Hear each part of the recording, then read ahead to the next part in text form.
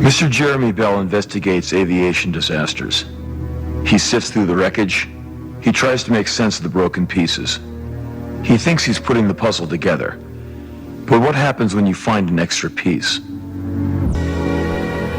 Mr. Jeremy Bell, just another name on a list compiled by fate.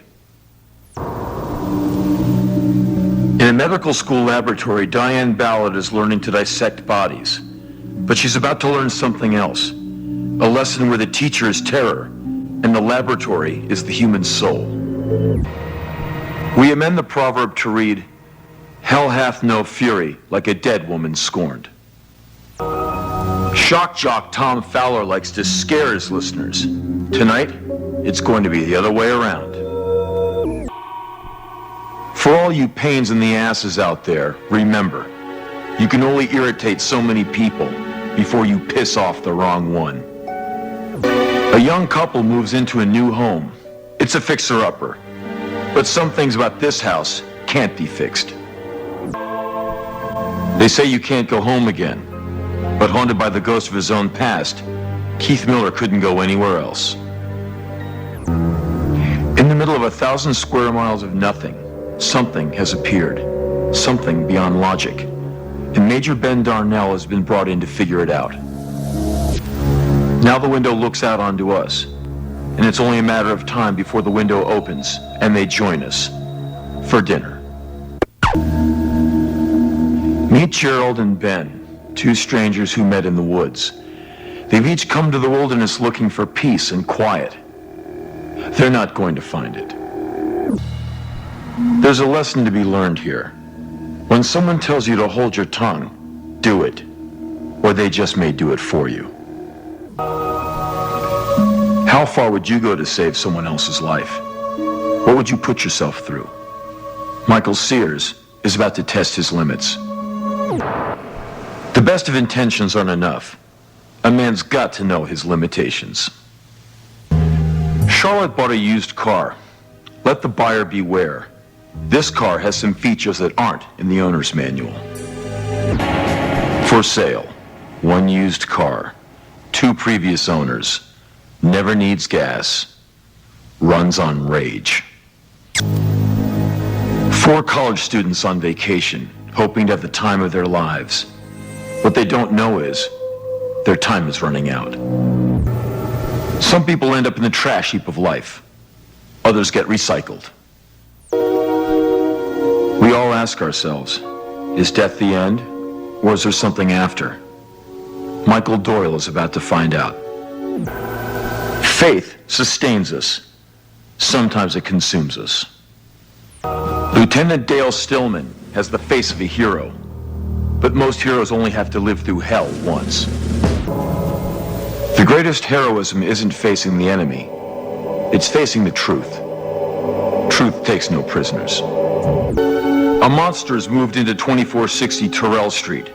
It has a human face, but make no mistake about it, this is a monster. Family man Jim Osgood must now battle the beast. There's still a monster living at 2460 Terrell Street, and every time he looks in the mirror, Jim Osgood will see it. People say old man Jennings is a murderer, that his mother was a witch. Shane Watkins is about to learn that the truth is far more terrifying. How vindictive is old man Jennings? Shane will have his answer in 9 months. A girl's first crush can be magical, but as Julia is about to learn, magic is a short step from horror. Next time you think you hate your life, remember this.